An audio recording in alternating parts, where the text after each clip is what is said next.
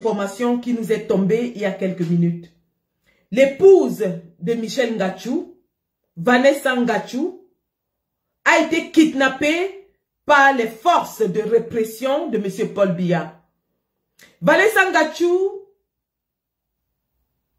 est kidnappée donc et est en ce moment séquestrée par les forces de répression de M. Paul Biya.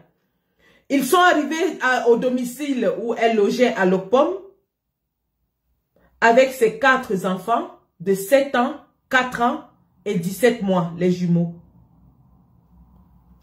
Ils ont kidnappé cette dame, Vanessa Ngachou, et ont laissé des enfants en très bas âge seuls dans une maison à Douala à 23 h. Qui fait ça dans ce pays? Quels sont ces gens qui disent qu'ils dirigent un pays, mais abandonnent 4 nourrissons seuls dans une maison à Douala, au milieu de la nuit?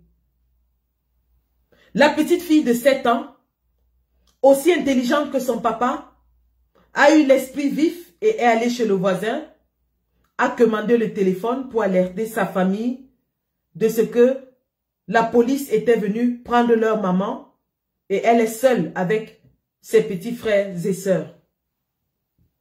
Les enfants de Michel Ngachou sont seuls dans la maison en ce moment. Les plus jeunes sont des jumeaux et ils n'ont que 17 mois entre les mains d'une petite fille de 7 ans. Voilà la situation qui prévaut en ce moment. Michel Ngachou lui-même, comme nous le savons, est en cavale. Et si cette information lui parvient, parce que j'imagine qu'il n'a plus accès au téléphone de son épouse, s'il est connecté ou s'il peut être connecté, si cette information lui parvient, nous le supplions de se mettre en sécurité. Et nous prions tous les combattants de se mobiliser afin que Michel Ngachou soit protégé et que ses petits-enfants ne manquent de rien. Je répète, dès que nous nous levons le matin, bien sûr, il y a la situation préoccupante au Cameroun, mais nous devons nous mobiliser en tant que résistance pour apporter notre secours à Michel Ngachou, parce qu'on ne veut pas qu'il soit kidnappé, on ne veut pas qu'il tombe entre les mains du régime satrapique génocidaire de M. Paul Biya, mais surtout, nous devons prendre en charge et en main ces 4 petits-enfants jusqu'à ce que soit son épouse revienne, soit la famille se rassemble pour prendre en charge ces enfants. Voilà la situation qui prévaut en ce moment. Atanga Dji, qui a été véritablement inquiété aujourd'hui, menacé lorsqu'il a vu les photos et les coordonnées par nos soins postés dans la toile de sa fille Gloria Maria Atanga Dji, qui réside à Dallas au Texas. Mais nous disons à M. Atanga Dji que nous n'allons plus tolérer le règne de la terreur. Nous n'allons plus tolérer le régime de la torpeur. Nous lui disons, désormais nous allons rendre coup pour coup. Je répète, désormais nous allons rendre coup pour coup. Si un seul cheveu saute de la tête de Michel Ngachou et ses enfants, sa famille, eh bien la fille de M. Atanga Dji va en payer le prix. Qu'il le prenne bien pour dit. Répétez-lui aussi que suite à ma vidéo de lundi, où j'alertais le peuple que sa petite soeur était sous-préfet à Banja, Atanga Dji a le même jour fait sortir une liste de mutation des sous-préfets et il a nommé sa sœur, il a muté sa sœur à Mombo dans le Mungo. Nous lui disons le Mungo c'est la terre des résistants. Et une petite visite de courtoisie de ce côté ne souffrira jamais de rien. Je répète, dites à M. Atanga Dji, Moulinex, qu'une petite visite de courtoisie du côté de Mombo dans le Mungo ne souffrira jamais de rien. Une petite visite à Dallas là où loge Gloria Maria Atangandji ne souffrira jamais de rien. Ceci étant dit, nous sommes donc dans la veillée d'armes, les gars.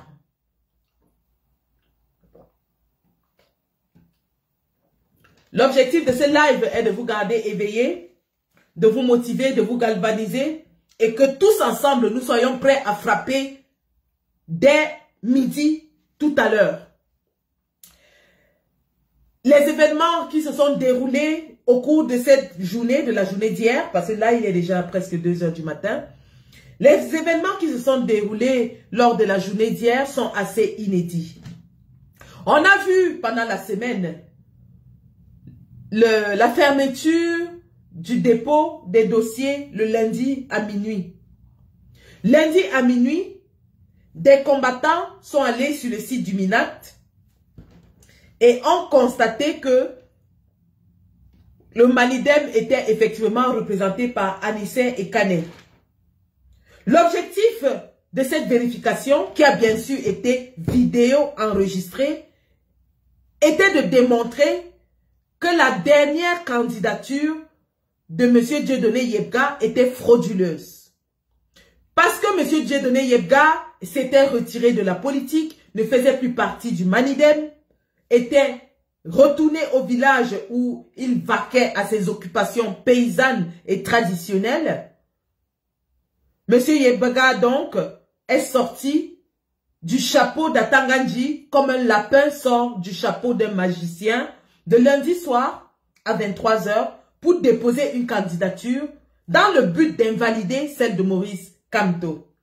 C'est ainsi donc que les combattants qui, ça il faut le dire, hein, il faut qu'on prévienne le MINAT. Parce que je pense qu'il a une atrophie cérébrale qui ralentit son processus d'enregistrement des informations. Monsieur Atangandji souffre véritablement d'une atrophie cérébrale. Nous lui avons dit que le site du MINAT est surveillé électroniquement comme du lait au feu. Au moment où je vous parle, ce site est surveillé électroniquement. Comment est-ce qu'on va faire comprendre ça à un malfrat repris de justice qui n'a pour réflexe que de tricher, de voler?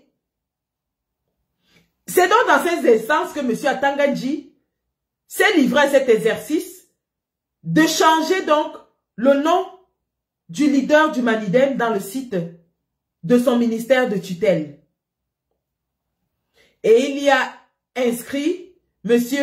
Yebga avec un bureau fictif, bien sûr.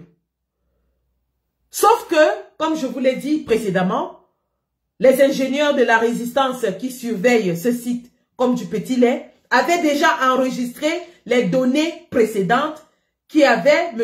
Anissé Ekane comme le président du Manidem.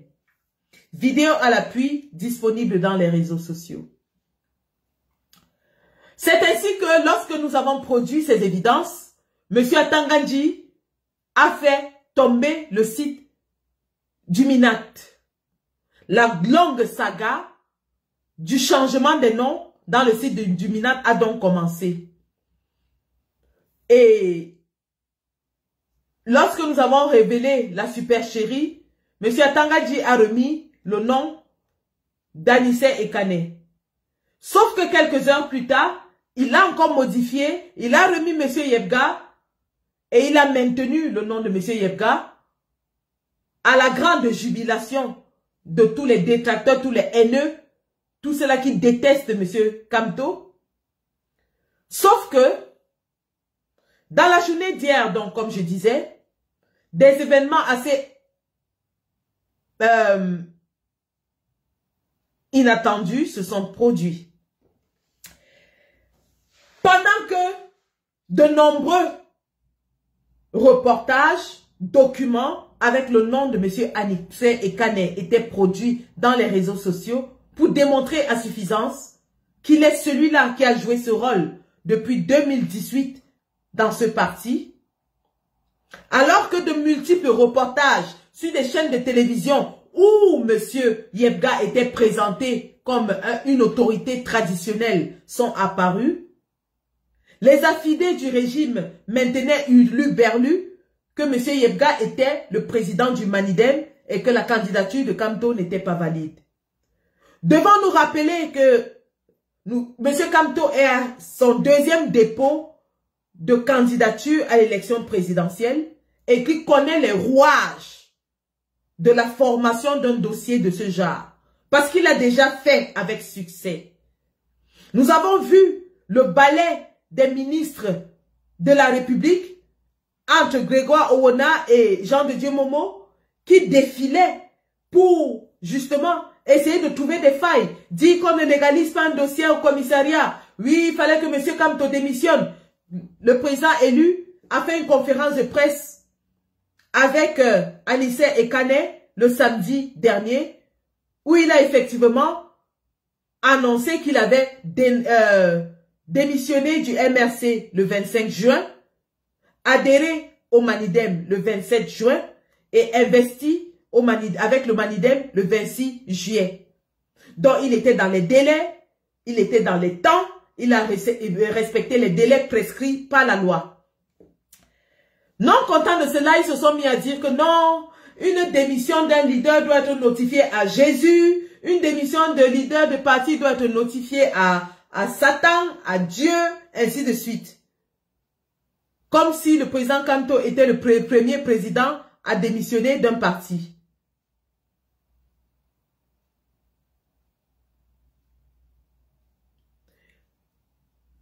Tout ceci dans le but de vouloir inscrire dans le subconscient des Camerounais qu'il y aurait vice de procédure dans la constitution du dossier du président Kamto sur laquelle il pourrait s'appuyer pour éventuellement invalider sa candidature.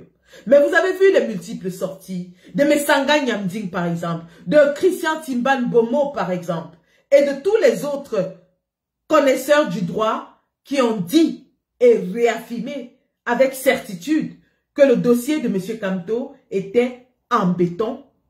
Vous lui avez demandé d'aller dans un parti où il y a des élus, chose qu'il a fait. Alors vous n'avez aucune autre raison d'invalider sa candidature. Donc au mur d'un façon Zolo historique et traditionnel, donc au mur façon Zolo qui tue le discours tribaliste prôné par le RDPC pour vouloir éliminer, isoler le président Kamto, ils sont allés réveiller M. Dieudonné Ebga dans sa retraite paisible, l'ont sorti et amené Manu Militari à Yaoundé le lundi à 23 h pour déposer son dossier de candidature. C'est ainsi que M. Atangandji s'est mis à manipuler le site pour convaincre les Camerounais, pour pouvoir manipuler les esprits des Camerounais et leur dire que c'est Yebga qui était accepté comme le leader du Manidem. Sauf que tous ensemble, en tant que résistance, nous avons veillé. Nous étions au four et au moulin. Nous étions en train de veiller au grain. Et nous avons démontré à suffisance que c'était une forfaiture, une imposture, un crime à ciel ouvert, parce que oui, c'est de la cybercriminalité. Modifier les données dans un site internet relève de la cybercriminalité, ni plus ni moins.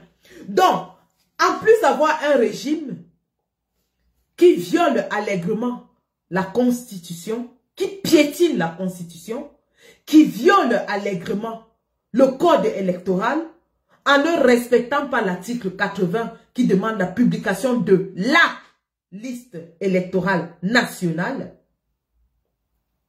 en ne respectant pas les dispositions du code électoral qui demandent à ce que le corps électoral soit convoqué au plus tard le 1er janvier de chaque année, en éliminant tous les électeurs qui se sont inscrits depuis le mois de janvier dans la liste électorale, en piétinant la loi sur le mandat impératif. En plus de toutes ces violations de loi, M. Atangandji, le brigand de la République, nous fait donc une démonstration de ses talents de bandit, de tricheurs, de voleurs, de repris de justice. Il fait donc de la cybercriminalité d'État. Parce que lorsqu'un service de l'État falsifie des documents publics de l'État dans un site de l'État, c'est de la cybercriminalité. Condamné dans notre code pénal de 6 à 2 ans d'emprisonnement, de 6 mois à 2 ans d'emprisonnement, accompagné d'une amende de 5 à 10 millions de francs CFA. Voilà donc les talents de M. Atanga-Dji qu'il a étalé en plein jour. Il a inventé un bureau du Manidem qui n'existe pas et a voulu le forcer dans l'opinion publique nationale et internationale. M. Atanga-Dji, ce faisant, voulait donc voir si nous allons nous écraser et accepter sa forfaiture, ou alors nous allons nous battre comme on s'est battu et crier haut et fort à la fraude, au vol, au viol, au mépris de notre peuple. Nous l'avons fait et nous pouvons nous féliciter pour cela. Je vais vous faire écouter quelques éléments audio, vidéo peut-être, qui mettent en évidence, en exergue, mon déroulé de ce live.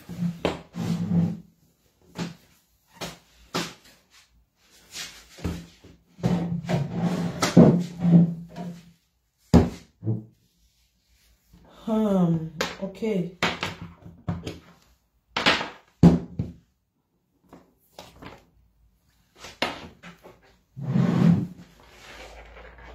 Nous allons écouter les différents reportages qui mettent en exergue, ça c'est pas le, oui c'est celui-ci que je veux, les propos que nous avons énoncés dans ce live. Parce que les évidences sont référencées hein,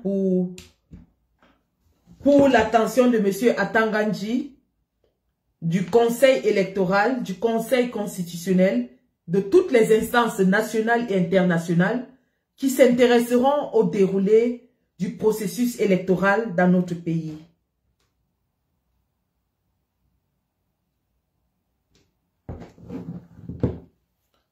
Ah, j'espère que je les ai, hein, que je n'utilise pas le téléphone où je les ai mises. Ok.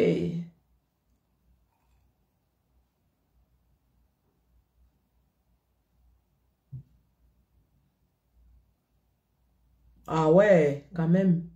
Je pense que je les ai mises ailleurs, mais bon, on va retourner sur la page. Je pense que c'est là. Je vais vous faire écouter. Oh là là. Oh aïe aïe aïe aïe aïe aïe aïe aïe. Purée.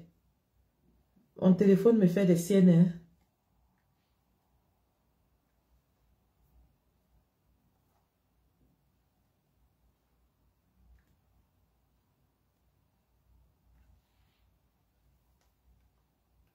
Je vais vous faire écouter donc. What would you like to know about Villaggio's do? No, I don't want to know anything. Je vais vous faire écouter une des vidéos. Parce que là, mon iPhone est en train de me jouer des tours. Je dois prendre mon ancien bon téléphone. On dit que c'est la vieille mamie qui fait la bonne sauce. Voilà donc, c'est le vieux téléphone qui répond toujours. Le nouveau téléphone là. Celui-là aussi à 1%. Je ne l'ai pas chargé. Hein. Bon. C'est obligé de le charger. Mais avant donc de vous faire écouter cet élément, puisque mes téléphones et ma technologie que j'ai utilisé ce matin, ça il faut le dire, hein, et puis j'étais fatiguée, sont en train de me jouer des tours. Avant de vous faire écouter cela, donc, nous allons continuer dans notre déroulé. Oh là là, purée.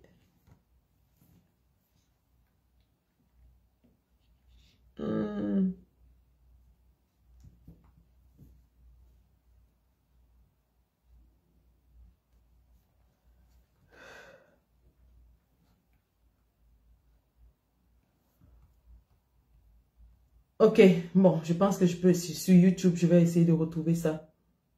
Je ne sais pas si je peux retrouver ça parce que Facebook est en train de me jouer des tours. Bon.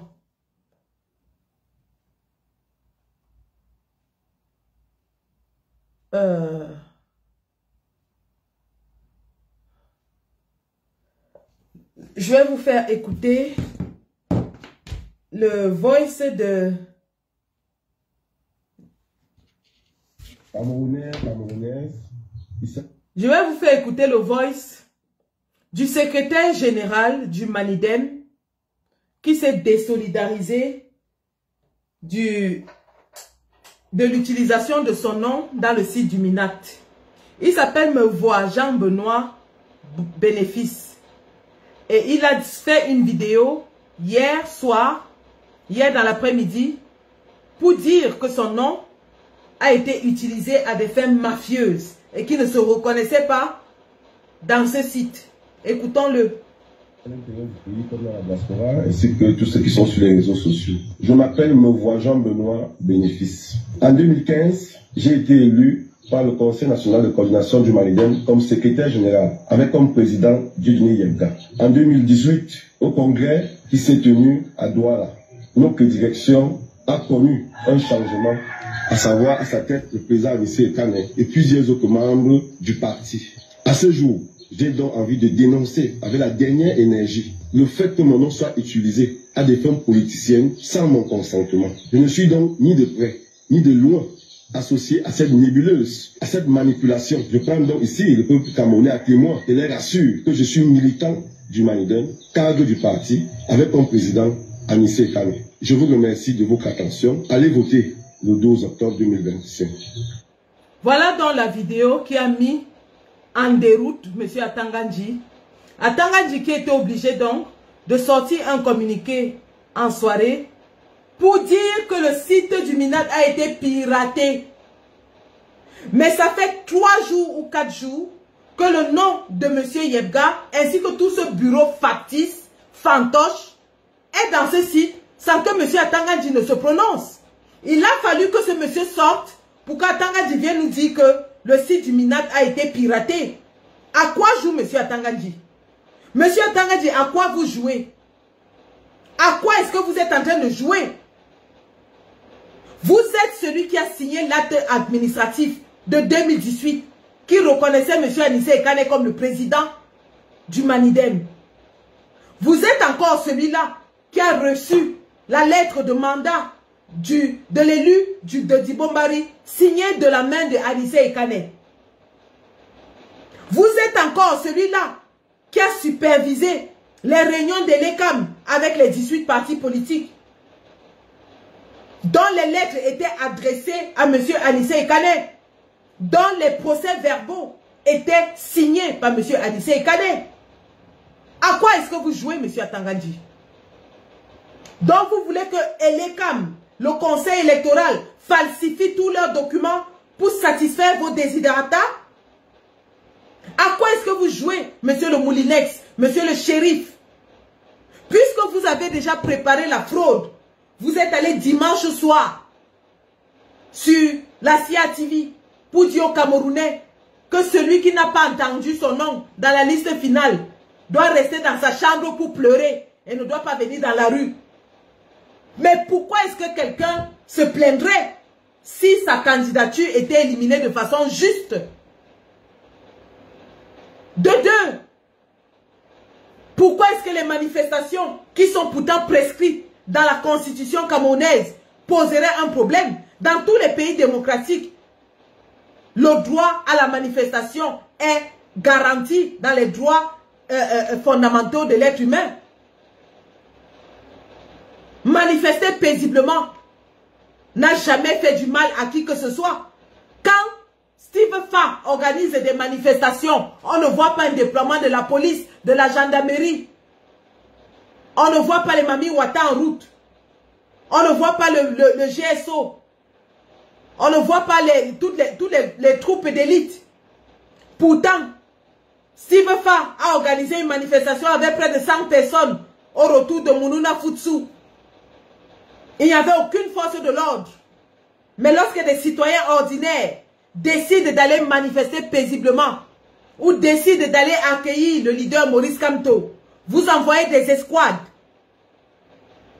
Pourquoi est-ce que la manifestation du peuple vous fait peur? Peur au point que, tard cette nuit, toi à Tangandji, tu es parti organiser une réunion avec Ngongo et les gouverneurs des 10 provinces. De quoi avez-vous peur? C'est toujours la seule candidature de Maurice Kamto qui met en branle 10 provinces du Cameroun. C'est toujours le seul nom de Maurice Kamto qui vous tient éveillé toute la nuit. Parce que pendant que nous on est en veillée d'âme, rassurez-vous que à Itoudi, ils ne dorment pas. Eux aussi sont en veillée d'âme. Ils sont en train de suivre le live. Mon live. Je sais que vous êtes en train de m'écouter sur un écran géant dans le salon de M. Ngongo.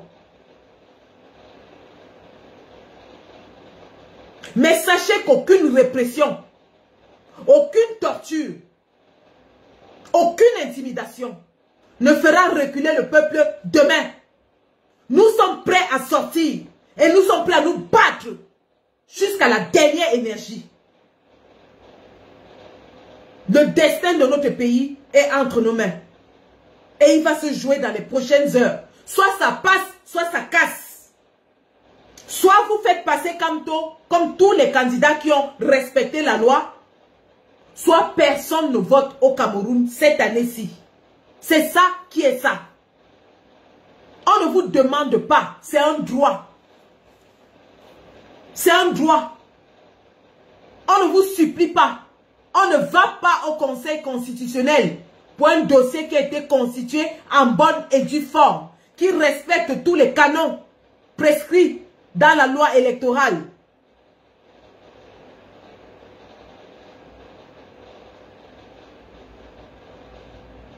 La seule candidature de Maurice Kamto, sur plus de 82 candidatures, enfin je rectifie, 81 candidatures et une photo.